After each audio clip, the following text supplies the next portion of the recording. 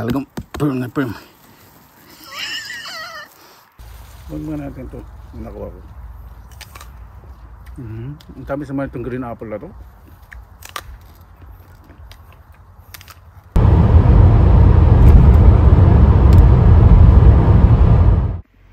Magandang araw po mga kababayan, welcome po sa Pinilang Alakbay. Ayan, naway safe po ang lahat. Ngayon mangunguha po tayo ng Matsutake. Titignan po natin kung meron po tayong mga Matsutake. Kung wala po, mangunguha tayong Peliban.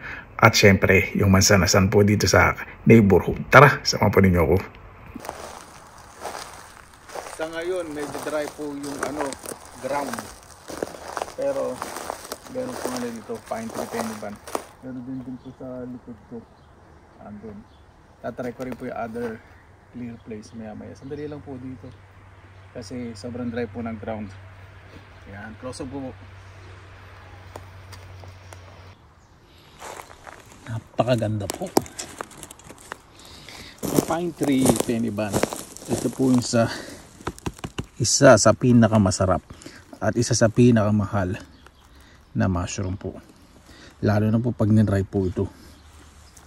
Yan, pagkuha po nito dapat dahan-dahan. Kasi mostly, minsan nakadikit po ito sa ground. Minsan nasa ilalim po ng buhangin na. Pag ganito pong dry ang lupa, medyo mahirap po siyang kuhanin. Takpan ko po yung mycelium para mag-create ng moisture. Yan. Ganda po, no? Ito po yung yellow.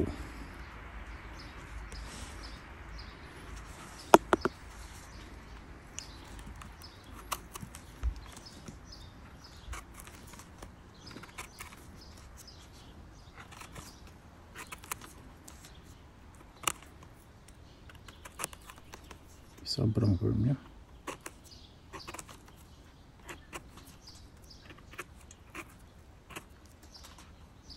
Mas firm po ito kaysa sa ordinaryong Peliban. Peliban din po ito, kaya lang ito po yung pine tree. Mas rich yung po niya.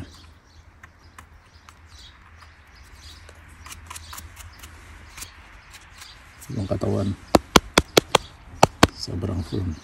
Ganda po kasi makita po ninyo. May po yan. Hindi po yan marka ng insects pero clear. Yan, sobrang clear. Mamaya paglinis po natin makita natin. Ganda po, no?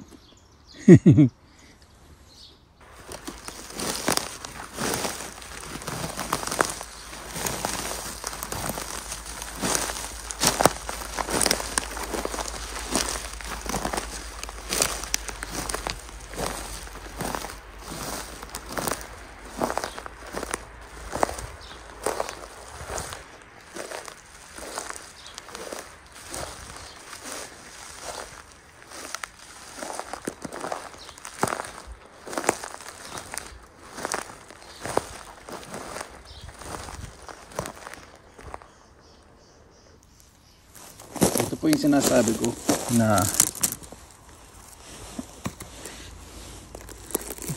umaahon siya talaga sa ground. Yung ganda. Ito naman po yung white. Diba? Wow. Pine tree Peliban din po yan. Yung isang ordinary Peliban, ganyan din po. May white and yellow. Kaya ito po medyo dark po yung lalo na po pag malaki, mas dark po itong cape.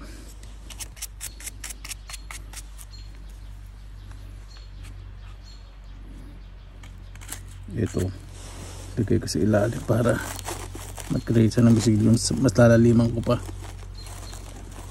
Sayang kasi hindi ka dito ng mycelium, kahit kapra-kapraso lang po yung tinatanggal ko. Pag ganito po dry weather, ganyan po.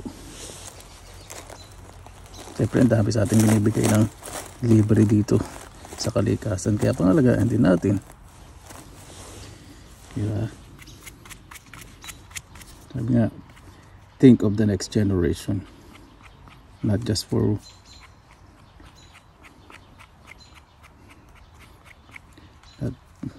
your own. Ayan, ganda. First class po yung mga ganito.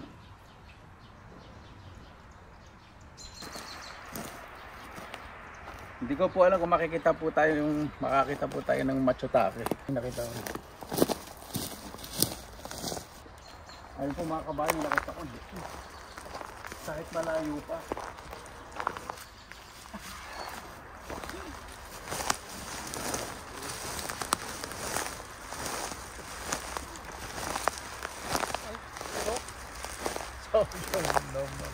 Ito po. Ito kahit na-tempt na po kayo. Ay, meron po isang malaki dun. Kahit na-tempt na po kayo. Yan, pag malambot. Huwag nyo na pong kuhanin. Hayaan nyo lang po siya para mag-spread ng mycelium. Nakapanlata po siyempre. Yan po. Para mag-spread po siya ng mycelium sa ilalim. Hayaan nyo lang po dyan.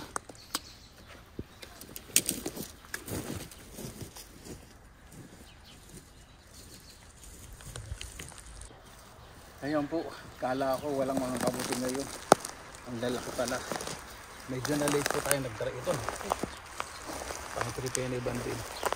Malambot na rin po. Kaya, kasi dry po yung weather eh. Pero ito lang matigas, pero hindi ko po kanin. Kaya ko na lang po dito sa forest. Para yung mycelium hindi ma-disturb. Hindi may storbo. Ganda. Ay, nakakapanghinahon.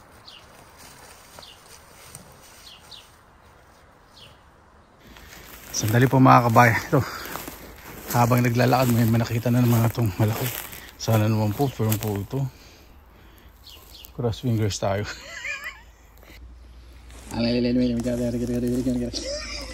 Gumagawa pong ritual.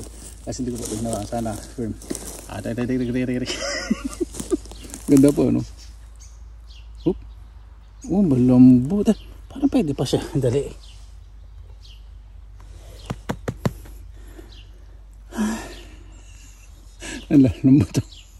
Malambot po, wag na. Kasi pag nilinis lang po yan, masasayang. Baka may uod. Minsan po kasi ganyan, nagdadry sa temperature. Pwede pa po. Kaya lang, yung temperature po.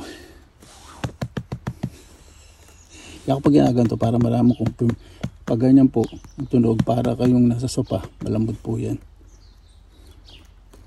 Malambot oh. Sayang. Gusto ko po muna ng i-feel bago ko iwanan. Gusto ko kunin kaya lang ayoko po maging greedy. Sa ano na lang po yan. Sa inang kalikasan. At sa iba pong mga ibang hayop na kumakain po ng penny bun. Dali lang po nilalagay lang ako sintas ng sapatos. Ayan po siya, diba? Ang laki. Kausap po natin sa ilalim. Ayun buo yung truck. Pwede pa po siya kaya lang eh. Ayoko po dry na po kasi itong cave. Ganda po ano, sayang.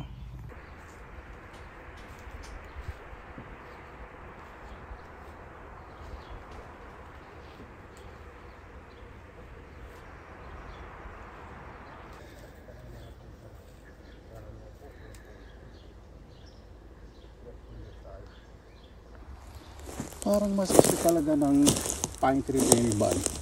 Dry temperature. Kasi itong ganda. Ay, itong ganda. Ayan po. Mas natin mabuti. Ganda. Ito lang, dahan-dahan ang pag-uwa dahil yung trunk po nito, yung buong trunk, nakabaon po sa ilalim. Yun. Nakita niyo po yung trunk niya, bilog na bilog. Expected ko na eh. Yun. O, diba? O, ito po yung white. Yung ilalim, yung gills. Yan. Ano natin? Ito po, cape. Ito gills. Ito trunk. First class. Napakaganda. Pag first class na ganito, tanggalin natin to. Ay, may uod. Okay lang. Tanim natin. Dito. Ganda may uod. Sabi ko ganda ng trunk. Malamot yung trunk. Ramdam ko ni uod ko hanggang saan. Buong trunk. Itong cape ko natin. Sabaw natin.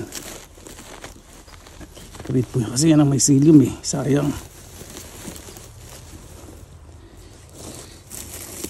Ito natin ang mga sanga. Yung hindi maaarawan. para at least tandaan siya mabulok dyan. Create siya ng fungi at mycelium. Okay na po yan. Okay na po ito. Bahay ko na lang lilinisin.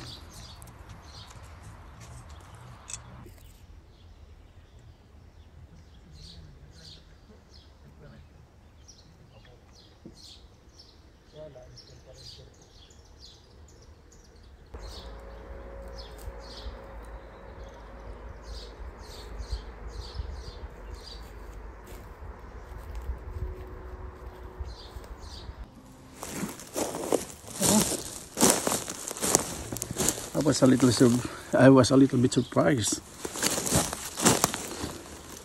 White. Aha, ito ang haba ng ano. Pine tree pennyban din po ito. Haba ng ano nito, trunk. Napaka-rare po sa pine tree pennyban na mahabang trunk. Yun. Tapos diinan po natin. Pinakuha. First class po ito. Ganda. Ito po yung yellow. Again, ito po baon po natin. Diinan natin. Tapos ito linisan natin. Ganun na po gagawin ko sa mga pine tree pennybands kasi ito po kasi isa sa mga hirap hanapin po dito sa lugar po namin. Certain place lang po talaga tinutubuan. Yung ordinary pennyban kahit saan po tumutubo po ito. Talagang pupuntahan po ninyo kasi marami po ditong pine trees saka spurs di pine tree din po yun. Ganda. Ay nako, yan po sobrang firm. Jackpot.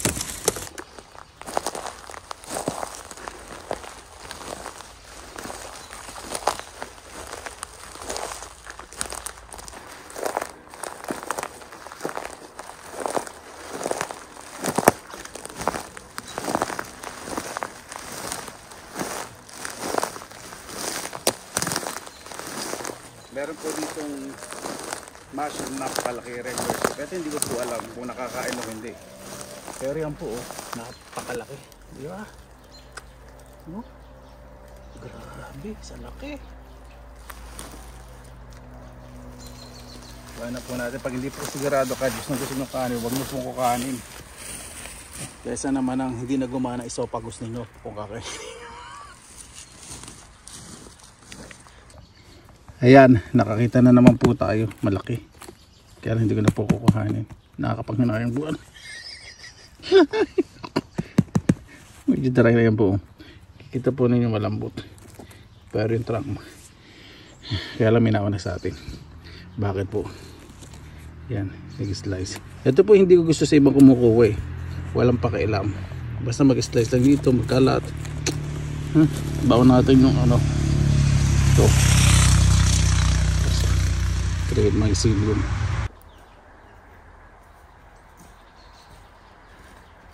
Oh, laki. Dry na. Laki, dry. Ayan po. Dito po tayo sa tabi ng daan.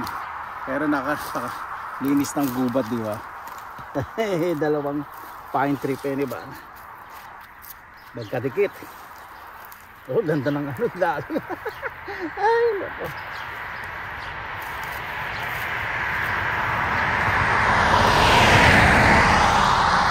Yan. Kung na lang po linisin, di ko dala yung basket ko dito sa gilid ng daan eh. Nagbaka sakali po ako na ano. Kung meron pala. Ganda.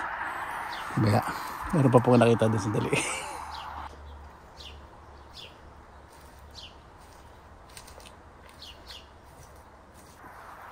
Ayan po. Dito ko po lilinisin.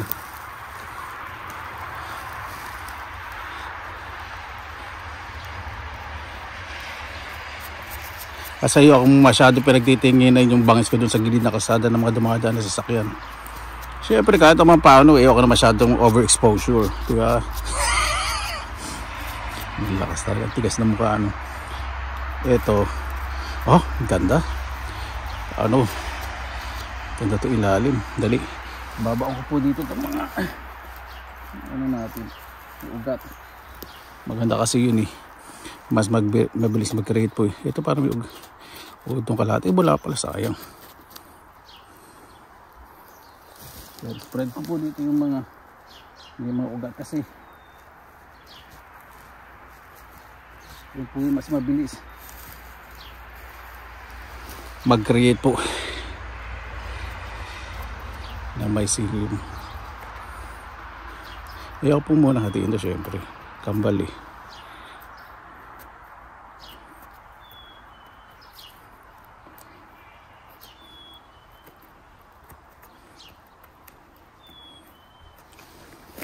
Pagkanta medyo challenging siyang linisin.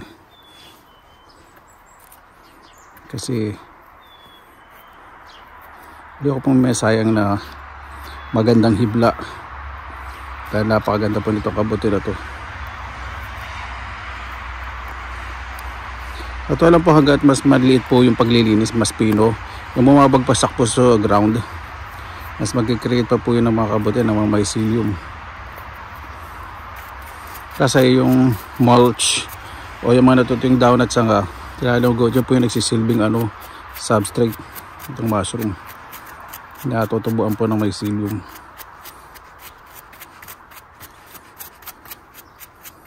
Dahil malinis ang gubat dito, so hindi polluted, mas mabilis mong mag-create ng mycelium. Di ba? Ang ganda.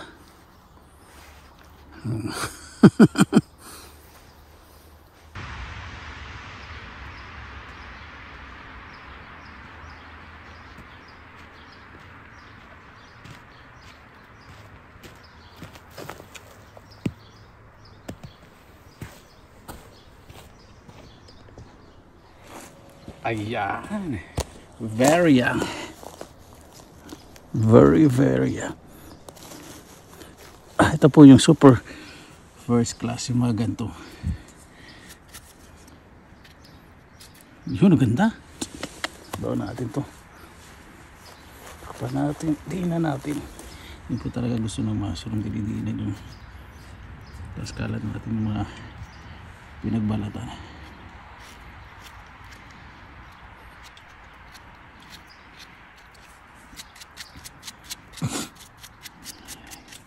Yan, okay na po. Ganda po, cute.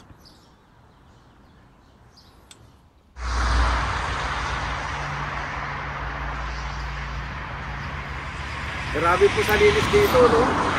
Napakaganda ng gubat. Ito, nakita na naman tayo penny ba?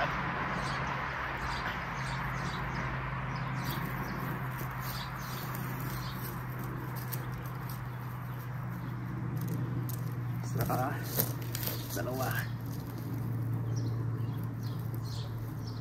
Yan, ay ito isa hindi. Gapot na isa. Ano po yun? Isa ko po paglilinis ko. Yan. Ito po yung white. First class na naman. Puro first class po. Hanggang September po ang mushroom. Kaya marami po tayong panahon. Hanggang mid of September. End of September, nako. May hirapan na po tayong makakita ng mga pennyban. Kasi depende sa temperature kapag medyo warm pa.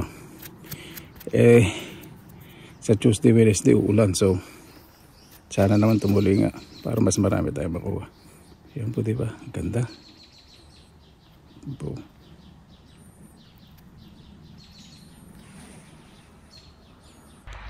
Nagpapaalam na tong kabuti na to, hindi na siya smiley. Sad na siya. May kamay pa.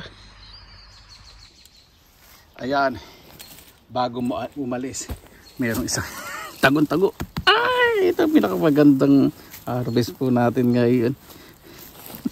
Ganda. Ito po talaga yung dark firm. Talagang firm na firm. Talagang naano ako. Nagilig ako pag magantong.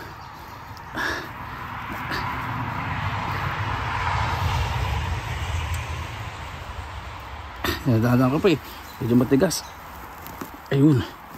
Pag tumulong ng ganun, takpan natin mabuti ito.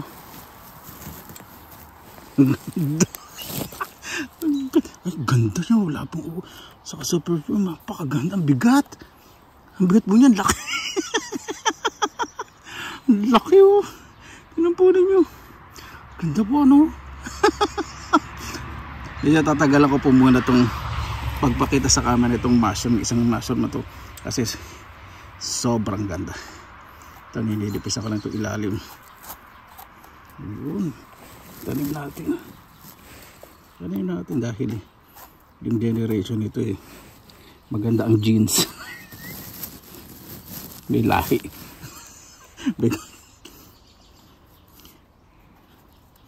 Isa natin mabuti.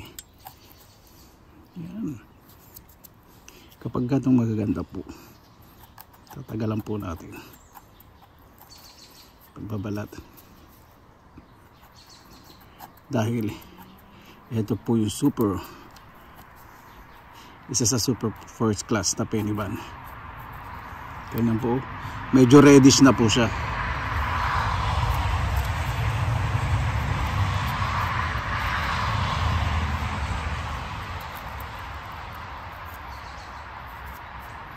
Naku, meron nga po palang balita.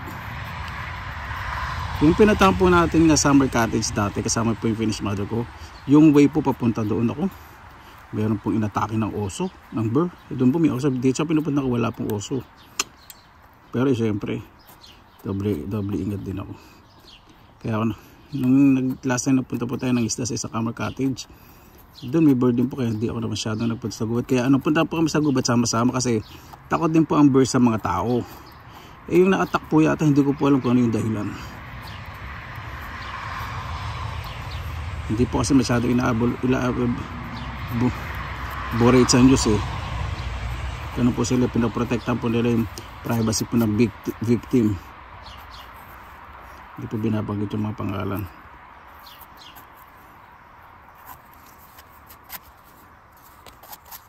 Anong manhid na yung ano po? Okay na yan. Tayo muna ako. Ito po ang super first class so far na pick up po natin for the whole season po Hindi sa tayo nakabuti. Ito po sobrang firm, sobrang clean. Ayan po dito pala makikita nyo po ninyo clear. Wala pong ano ng uod kasi nakatago. Napakaganda po ano.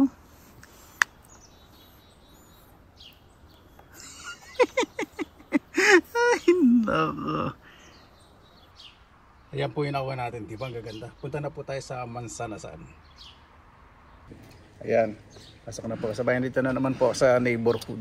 Siguro yung mga kapitbahay dito, minsan tumitingin sa akin Papadala siya yata ang pangunguha yata ng kabuti itong impacto na to. So kaya ito sinasalaksak yung makino ko. Hindi kayo napuputput ang guba dito. So kaya lalagay sa loob ng bahay Kaya siguro yung backyard nito punong-punong ko ng anik-anik. Tara na po.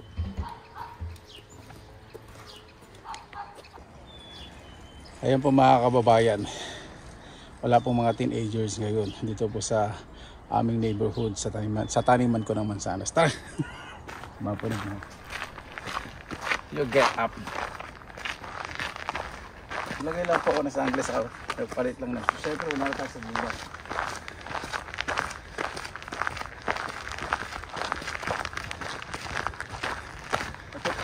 Dito sa Baobab small municipality small town o small parang barangay ganun, may mga laruan para sa mga bata.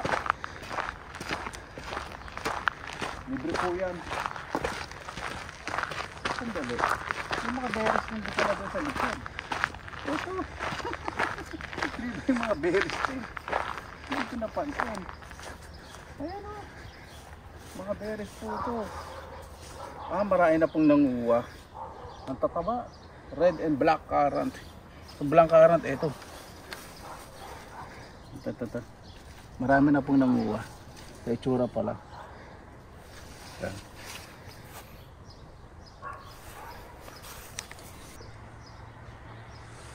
Doon po yung mga mansanas na kinukuha po natin, yung puno na yun, yung mga yun.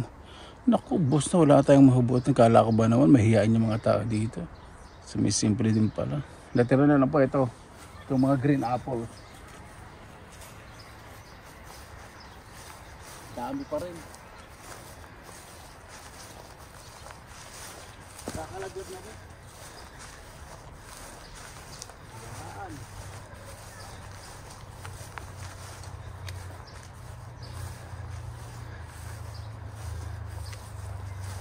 Ito muna tayo.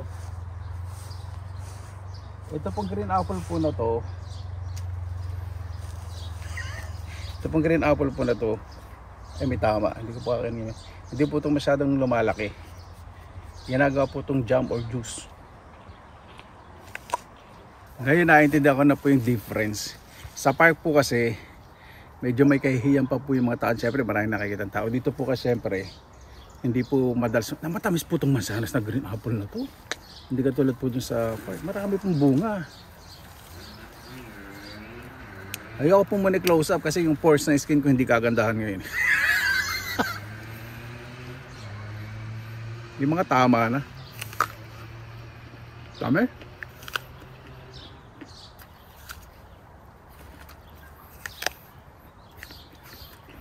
Ito hindi na po kailangan asinan. Yung mga nado yung medyo maasim. Naharbat na po lahat.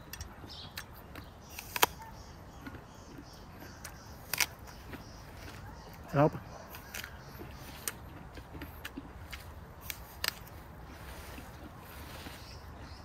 Ito po, pwede lagi po sa ilalim ng puno. May mga bibig din po nagpupunta rito. May bibig dalawang kamoy at dalawang pa.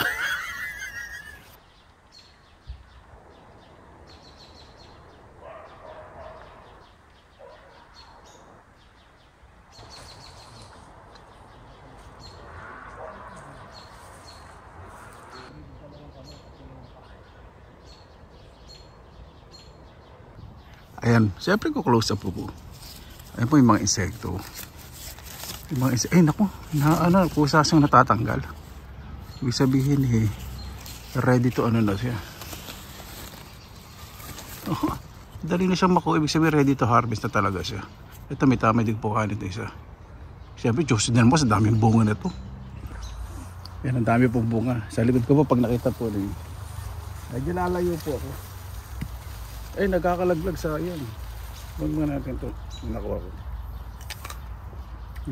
Ang dami sa mga itong green apple na ito.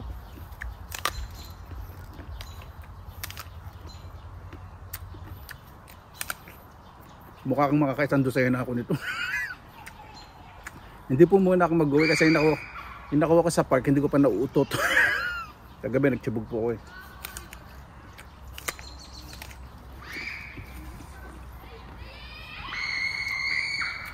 May mga bata na. Dali, titiran mo ng isa. Ang lalaglag.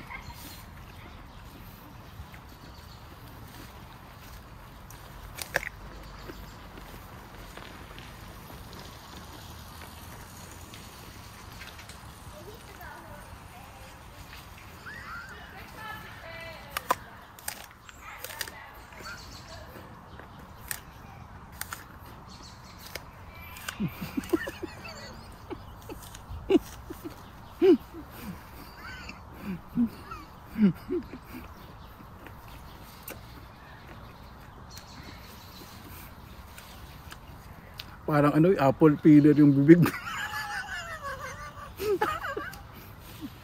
Bilis.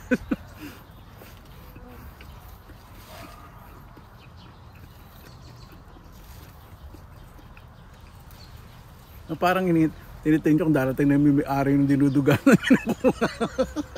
Inintay, parang kabado ako. Kasi baka dumating na yung may ari. Yung tipong mag-uubos muna kayo, kakain muna kayo sa puno bago kayo mag-uwi. Kasi pag uwi ninyo, hingi ng mga barkada ninyo.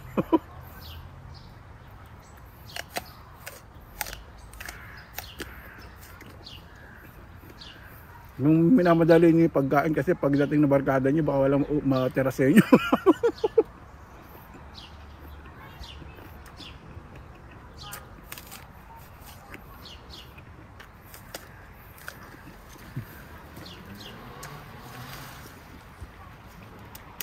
Sarap. Ito may tama. Ang galing ko muna may tama.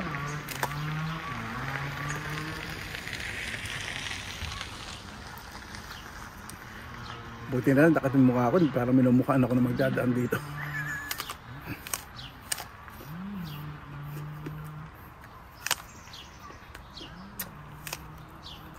Parang namamanhid na yung ngalang-ngalaw.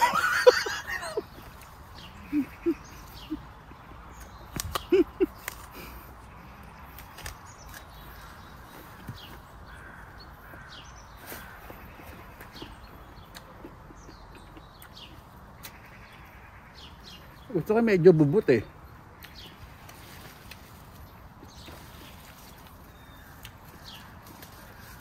Maraming maliliit na insekto.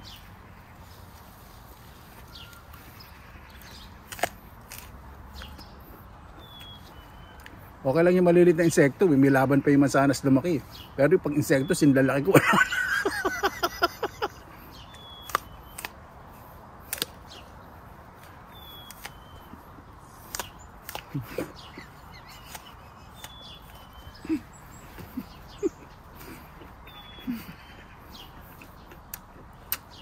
Okay na po, wala akong dalang tubig.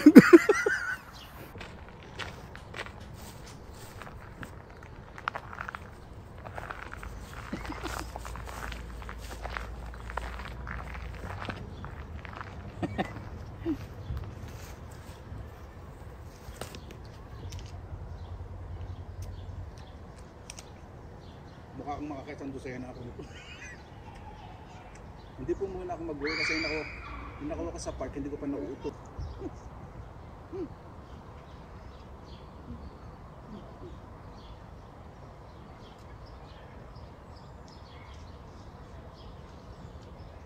Parang ano yung apple peeler yung bubig.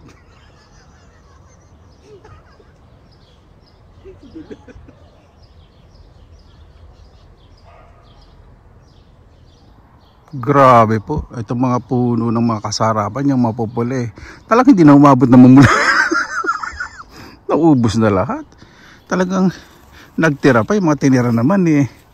Dali, baka sakali may masalit naman sa atin na pwede nating pangasin. Talagang tinira nila eh, wala na. Ay, ito, yun. May nakita ko isang peraso. Ayun.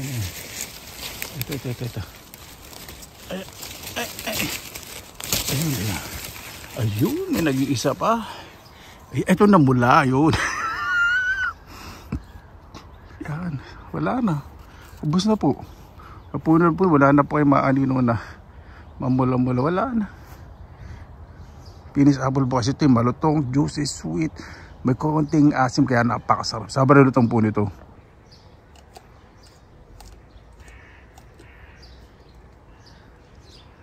Nung minamadali niyo yung pagkain kasi pagdating ng barkada niyo baka walang matira sa inyo.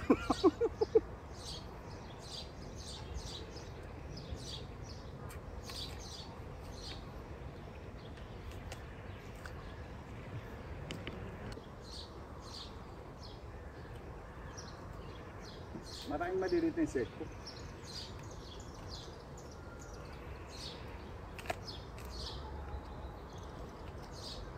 Okay lang yung maliliit na insekto, may laban pa yung mansanas lumaki.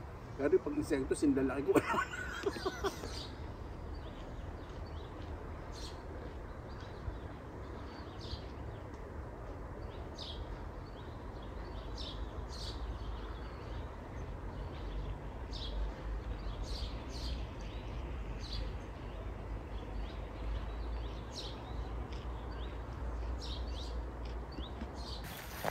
Yan. Ito po muna tayo sa may green apple. Kasi doon may mga bahay, nakakahiya. Nahihiya pa ako noon. Ito po yung dalawang pinch apple. Ako, napakasarap.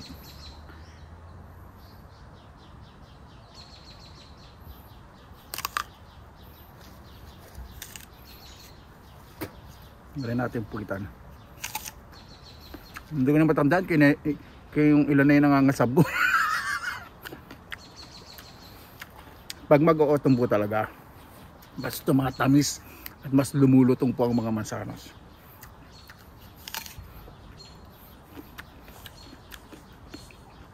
Napakasarap. Akala ko nung nakaraan ako lang nangunguha. Ang pala, pa-demure lang sila.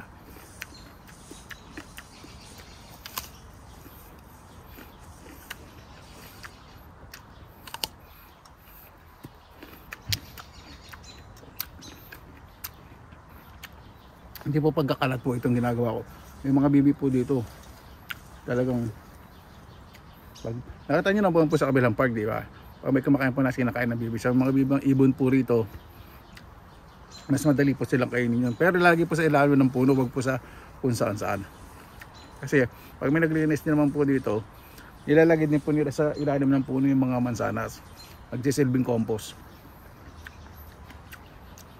Saka sa mga rabbit saka sa squirrel, hinayaan po nila.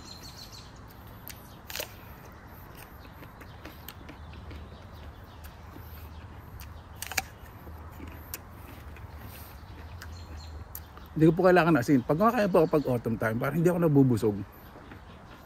Ang mansanas na ganito kasi sarap. Tapos yung amoy, alam niyo po yung amoy ng mansanas pag nga ganito. Sarap.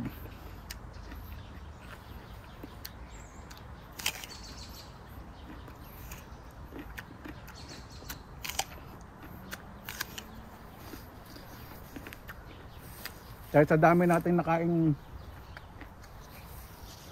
iwawash out po ito natin. Yung pagkagat ko ng mas, iwawash out po natin ng matamis. Parang uminom lang mo iwawash. Parang uminom lang. Kailangan po iwawash out, parang uminom lang. Tapos sasundan ng beer. Matamis.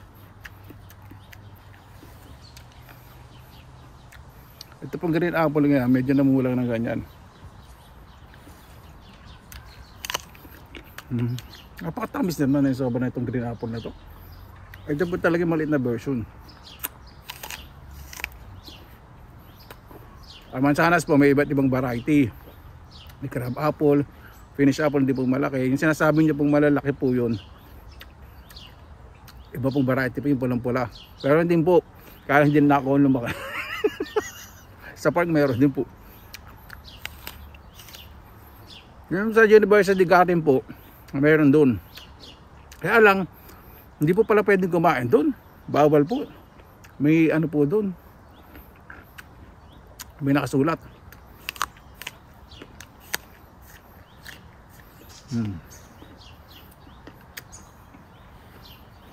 Imagine po ninyo, no? Kung 10 katulad ko pupunta dito sa isang mansanas, sa isang punta lang. Ubus! Diba? Ang dami.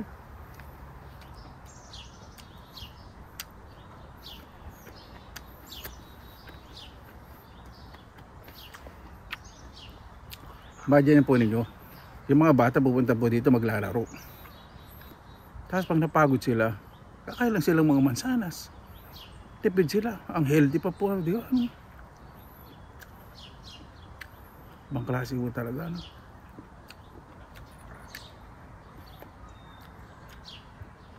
Kagandahan po dito, hindi sila masyadong mahilig sa maasim. So inintay talaga nilang mahinog.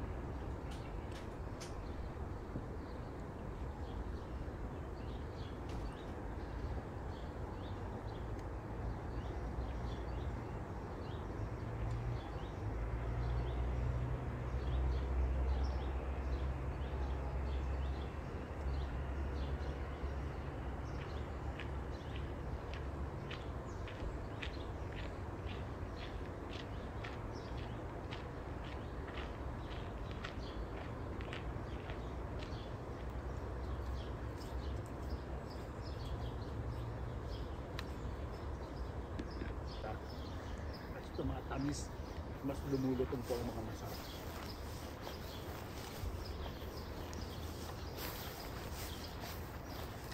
Sarap. Akala ko nung nakaraan ako lang nangunguha. Ang pala, pa-demure lang sila.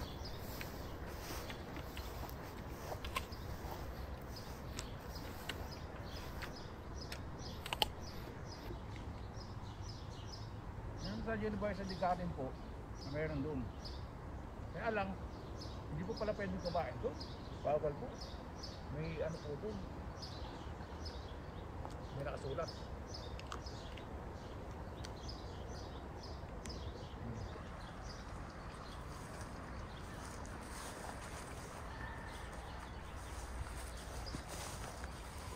Paano po mga kababayan? Tara na po.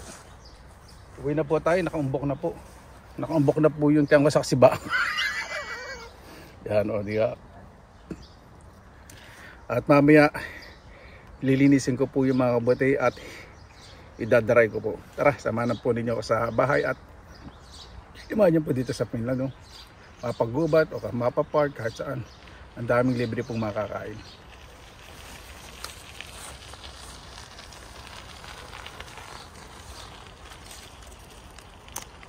Ayan po mga kabayan, na po tayo sa bahay at linisin na po natin ang kabote. Dahil peniban po ang lilinisin natin, so hindi na po tayo maglalagay ng plastic. Ito lang po sa tissue. Nahin ko po muna itong itong pinakamaganda at pinakamalaking nakuha po natin. Napakasarap po nito. Kakakain ko lang po kasi ng kabuti kahapon eh. Yung nagpansit po tayo. Eh, hindi po kailangan everyday. Sige po itong mabuti. Bawat hibla nito ay napakasarap. Pag nakuha pong kabuti sa gubat, pwede pong direct i-dry. Kasi habang nadadry po yan sa dehydrator or sa lalim ng araw, namamatay po o umaalis dahan-dahan yung mga insekto. Pati yung buhangin nawawala. Ay naku. Ito. Ay, napakaganda talaga. Super first class po ito. Super linis.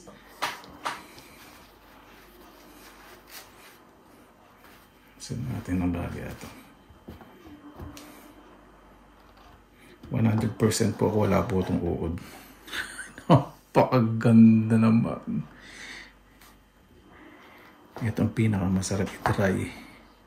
Ito po yung may kamahalan pag binenta po ng dry mga first class. Ang ano po nito, itong pine tree penny ban, kung sa Pilipinas, naku nasira. Okay lang po yan. Yung sa Pilipinas po bebenta, hirap po kasi magsabi ng presyo. Basta check nyo lang po sa internet yung dried penny ban. Kasi siyempre sa Pilipinas, baka merong, hindi naman po sa Pilipinas sa internet, may mga scammers po ng mga peke. Kala niyo po penny ban. Kaya hirap pong magtiwala, ano? Check niyo po penny ban price. Kahit in Europe na lang, kahit wala pa sa Pilipinas, dried penny ban. Or fungi porcini. Yung fungi po may letter H kasi Italian term po yung fungi. Kasi pag yung walang H na fungi, English term po yun. Kaya dun sa nagko-comment sinasabi, ang tanga mo naman, fungi lang mo. Hindi mo pa alam spelling, may H yung spelling mo. Sagot ka lang po dun, mas tanga. Mas tanga ka. Talent term yung fungi porcini, syungak. Sabi nga, inaaway. Yung masyadong mga judgmental na napaka-narrow-minded, di ba? Masyadong magmamarunong yun. Sayang po ito. Ibabaw po natin sa para pag na-dry nakadikit siya kasi sayang po yun. Pakamahal. Yun po yung gills. Tapos ito. Galing ko po medyo islant. Ganda nito. Grabe. Sa North po. Sa Rovaniemi, sa Lapland. Sa Rovaniemi at Lapland. Ako doon, napakarami pong pine tree penny ban sa Machotake. So yung Machotake, wala po tayo yung nakuha. Machuchuka. Hangin na ako machuka-chuka sa pagkain ko ng masarap.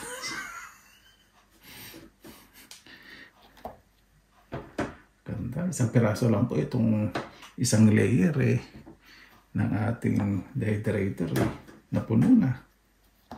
Ganyan po kapag malaki po yung kabute. Imagine po ninyo, may nakuha po ang kabute, isang piraso umabot po yun ng mahigit 1 kilo. Isang piraso lang po na penny ban. Try po, di ba? Ganyan po. Yung pagbibenta po kasi nito talagang iniisip ko pa rin po hanggang ngayon. Dahil syempre yung pricing, ayoko naman pong magbibenta tapos pipintasan ako na napakamahal naman yan. Yung magre-reklamo sa ito sa napakamahal naman tapos yan ang presyo mo. Nakukuha mo lang naman sa gubat. Diba? Ayoko pa na mga gano'n kami. Siyempre, nagma-market research po ako. Kasi baka masagot ko lang sa mga gano'n magko-comment Loka-loka ka pala lumipad ka dito sa Finland, di ka manguha sa gubat. Hindi, joke lang. Siyempre, di ba? Yung shipping, babayaran.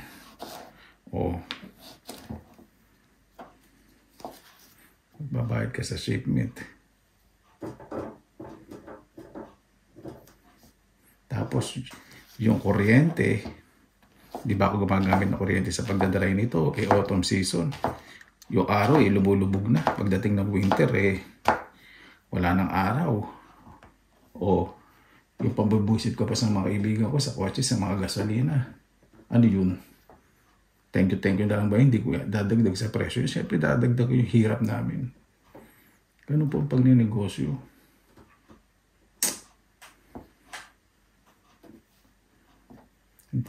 Siyempre, pag nagnegosyo po, di ba?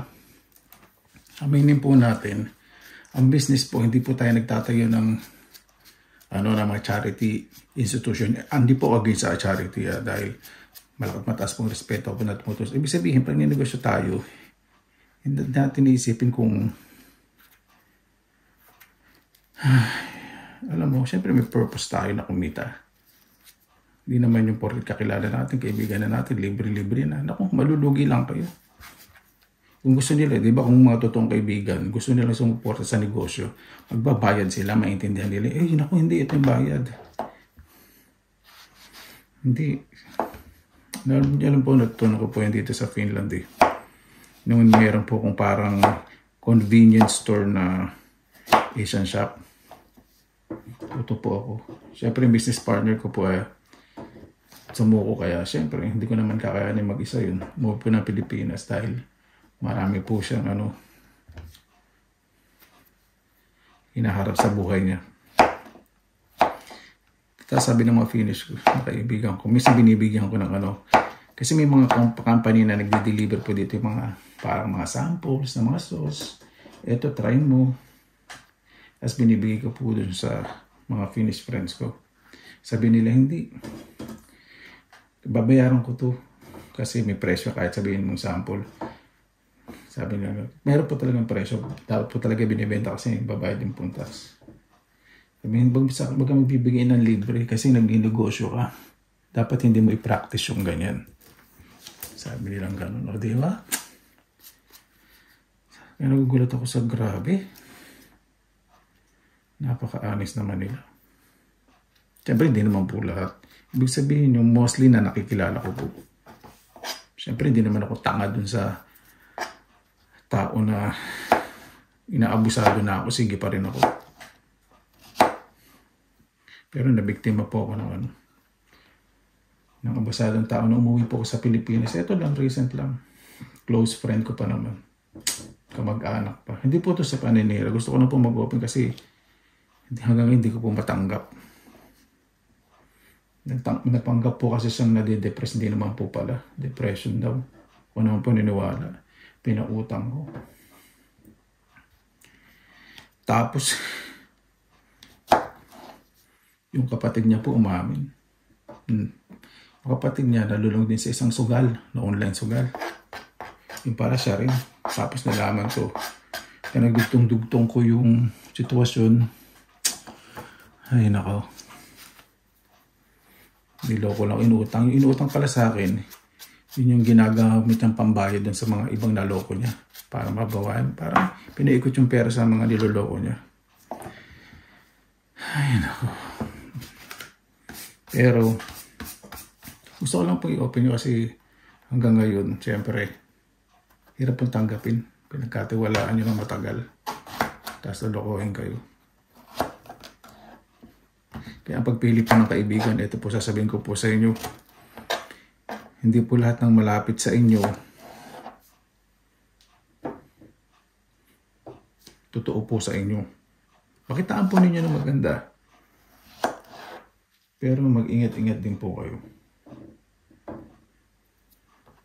Kasi hindi po lahat ng kaibigan o kaya kadugo ninyo susuportahan po yung lahat ng ginagawa ninyo. Siyempre, kung hindi naman nakaka-apekto sa pamumuhay ninyo, pakasama po. Hindi ko naman sinasabihin na mag-ingat kayo, ganito. Hindi ko po sasabihin yun na iwasan yung ganito. Ibig sabihin, magbigay po kayo ng mas respeto sa sarili ninyo.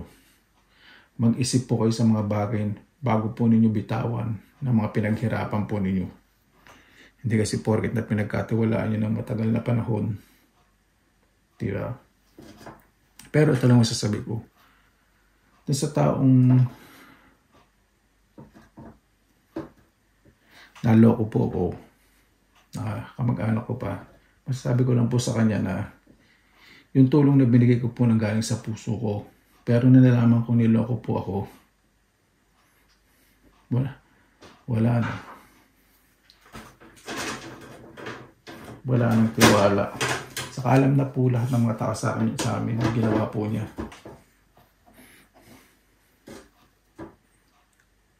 Ayoko pong manira ng tao. Sinasabi ko lang po yung karanasan ko. Kasi kung manira akong tao, siyempre, diba? Sabihin ko kung sino yun, okay, ano yun, ano ginagawa nun. Hindi. Yung nararamdaman ko lang po. Siyempre, hindi na ako tao, baka mademanda pa ako. Pero, sa ito po ako po, may katangahan talaga ako. Ewan ko, madalis po, kung may ako may kasalanan, mabilis po humingi ng tawad. Kung may kasalanan sa akin, sandali lang po, mapapatawad ko po agad. Pero sa nga ginawa po sa akin, siyempre dumidistansya muna ako. Pero yung galit, wala na, disappointment na lang po. Disappointed, sobra. Kasi hindi ako pwede magalit sa kanya dahil iniintindi ko na lang eh. Yun nga lang, yung pag-intindi namin sa kanya, yun ang ginawa niyang abuso. Sana naman matuto po siyang magpakumbaba. Yun ang po hiling ko kasi para wala na po siyang taong maloko. Mag-focus na lang po sa mga ginagawa niyang trabaho ngayon. Na sana wala na siyang mabiktima pa.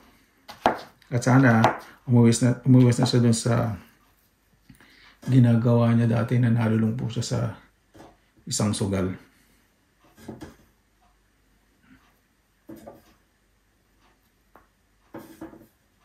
Ang tao po na yun nasabi ko.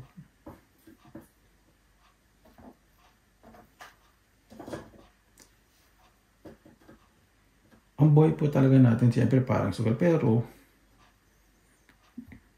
yun po yung kaibahan ng pagsusugal na ginagamitan ng pera. Buhay kasi natin, hanggat mataas ang determinasyon natin at mabuting ginagawa natin at hindi tayo humingi ng kapalit, napakaraming taong maniniwala sa atin. Pero yung sugal naman na ginagamitan ng pera, habang nanloloko ka, nalululong ka, niloloko mo yung mga tao, yun ang kaibahan, nilalayo ka ng mga tao. Pati may mga tiwala sa'yo, mawala ng tiwala. Pakikasamahan ka. Kung pakisama, hindi mawawala yun. Pero yung tiwala. Kasi yun po yung pinagigimpuhan ko po dito sa Finland eh. Yung tiwala, ayaw pong masira. Kasi ako hindi po ako takot magutom. Hindi po ako takot mawalan ng pera.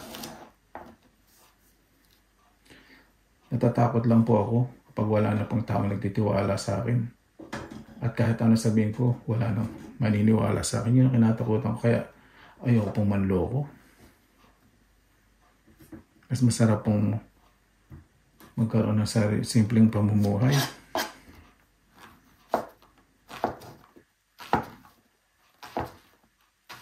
Okay, move on na po tayo. Sinare ko lang po yun dahil naawa na lang po ako dun sa gumawa po sa akin nun. Kasi sa ngayon, syempre, alam na po ng mga tao kahit na magsinungaling siya kung ano ginagawa niya dahilan na hindi siya nalulung sa sugal. Syempre, hindi naman po tanga yung mga tao nakapaligid sa kanya. Dahil kapatid niya po nagkwento. Umamin, mga kapatid niya nagsusugal din. Pero mapakabait po ng kapatid po yun. Ibig sabihin, natuto siya. Pero yung tao naluloko sa akin, parang hindi siya natuto. Parang walang remorse. Parang walang guilt sa ginawa niya. Parang dinidinay niya pa rin. Sa akin, wala na pong problema. Aminin niya na lulong siya sa sugal. Maintindihan ko po siya. Maghanap pa nga po ako ng paraan kung paano siya matulungan. Ganun po ako. Pag pinakasamahan po ako, una-una hindi po ako madamot. Kilala po ako ng mga kaibigan ko at mga taong malalapit po sa akin.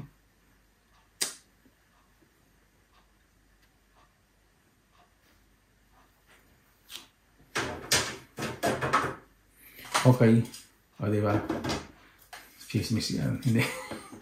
Hindi po chismis yan. Totoo pong karanasan ko yan. Kaya ngayon, ang focus ko na lang po, ang buhay ko, ayong sabihin na, wala akong pakialam dyan, hindi naman ako magkakapera yan eh. Yan po yung dahilan ng tao ng loko sa akin. Ayoko pong maging dahilan yun. May pakialam po ako sa mga taong nagtitiwala po sa akin. Kasi pag nagpakita ko ng kabutihan sa kapwa po, may uod pala ito sa kaya. Ito lang isang part na may uod. Pag nagpakita ka po kasi ng kabutihan sa kapwa mo, hindi pera po ang puhunan dyan eh. Kabutihang loob. Pakikisama.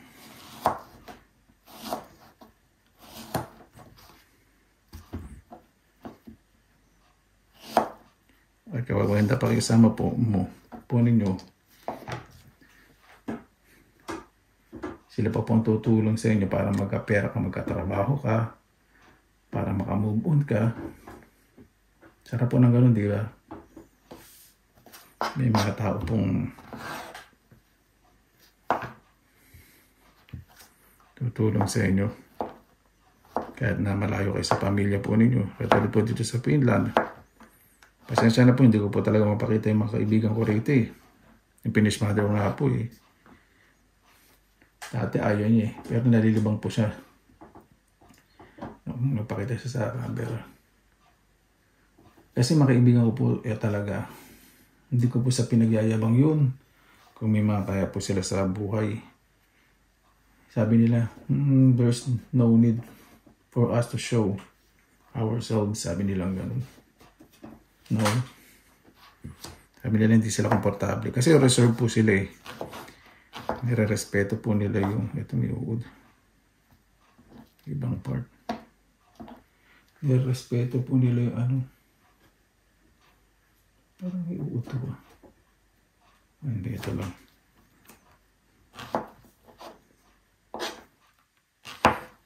Ang dami. Ito sayang yung side. Ganyan po ako yan. Sayang to kahit maliit. Kasi pinaghirapan natin yan. Kaya totoo po, sa huli,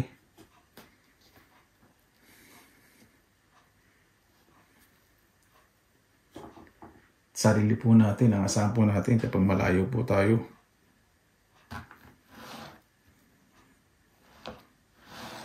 Kasi hindi po sa lahat ng oras, kaibigan, o katugo po natin ang intindi po sa atin. Minsan nga po yung katugo natin, yung pa yung unang nainggit sa atin eh. Pero huwag na huwag po ninyo kalimutan yung mga magulang po natin. Sila lang po yung tunay na naniniwala sa atin, na nagbigay po sa atin ng nagsakripisyo para maayos po yung mga pamumuhay natin. Lalim po ngayon, ano? Parang hindi bagay. Siyempre, hindi lang puro tayo-tawa na para akong baliw dito. Gusto ko lang pong mag-express ng aking emosyon paminsan-minsan. Medyo disappointed kasi ngayon kasi hindi ganun kadami nakuha natin kabuti eh. Ilalagay ko na po itong isang layer na wala naman para suporta na rin. Ay, 2 layer pala ito. Wala naman. Ito po yung dehydrator. Sa likod ko po may mga background na gamit kasi galing po ako sa sauna. O sauna. Kasi yung ibang pangbilad ko ng damit yung hanger, yung sampayan. Lalagay ko sa sauna. Siyempre kailangan ko pong maging fresh. Yung mga bacteria na galing sa gubat kailangan mawala sa pagmumukha. Ano po, maraming salamat na po sa inyo. Oras sa ilan sa Pinilangan Lakbay. Dadalay ko na po ito. Sarap po nito. Ay, naku, sa mga susunod na recipes at mukbang. Maraming salamat na po sa inyong oras na hindi lang sa Pinilangan Lakbay. Basta, kung malapit po kayo sa pamilya po ninyo sa Pilipinas, mas magtiwala po kayo sa kanila. Higit na po sa inyong mga magulang. Totoo po yan. At kung nasa abroad po kayo, paigtingin po ninyo pakikisama po sa mga taong nagtitiwala po sa inyo at respeto po sa sarili po ninyo. At tawagan po ninyo lagi ang inyong mga magulang, mga taong pinagkakatiwalaan po ninyo na sobra-sobra. Dahil sila po ang makakaintindi sa inyo at yung mga taong pinaglalaban po kayo kahit ano po ang mangyari po sa inyo. Yung po ang mga totoong taong nagmamalasakit at nagmamahal sa inyo at susuporta sa inyo. Paano po, maraming salamat na lang po sa inyo oras na ilan sa Pinilangan Lakbay. Basta lagi po tayong positive vibes, good vibes. God bless you po lagi ng araw. Laban lang.